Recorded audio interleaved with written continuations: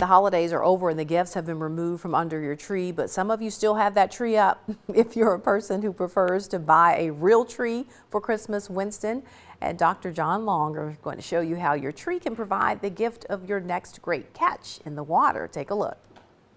All right, the holidays are over, but don't throw away that Christmas tree. We're going to show you what you can do with your real tree after the holidays are over on this week's edition of Next to Nature. I'm Winston Reed. This is Dr. John Long.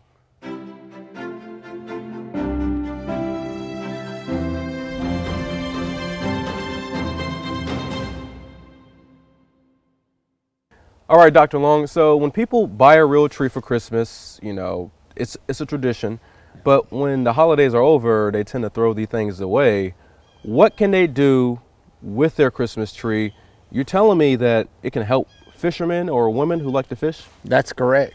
A lot of times people just throw their tree away at the end of the season. They either throw it in the garbage or they throw it in their, out in the woods that we're in now. But a lot of times they can be mulched and used for other biodegradable uses, such as what we're going to talk about today. One of the things that we're talking about today is using it as fish habitat. Okay. To improve either a pond or a lake that you fish in.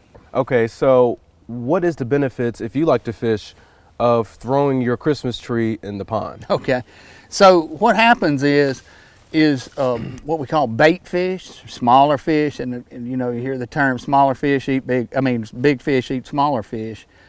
The smaller fish will get up into these branches of the tree and they will hide there. It provides them a place of habitat, and the larger fish are attracted to it. So if you're a fisherman or a fisherwoman, this is a good place to fish because the big fish know the little fish are there and they are attracted to it. So it baits the bait fish and then it baits the big fish, so people who like to fish can get those big fish because they know where they're going. That's correct. So if you know where it is, that's a good place to fish. But even if you don't fish, it's really good for your ponds or lakes. If you're going to put it in public water, make sure it's legal to do so, though, okay, because sometimes they don't want you to introduce something like, you know, a foreign thing to some lakes. But a private pond, it's a great idea to do it because it's just so much better. So you could put the tree in shallow or deep water too, correct? That's correct. It's going to be different types of fish attracted to shallower water or deeper water. So you get just as much bang for your buck putting it in shallow as you do deep.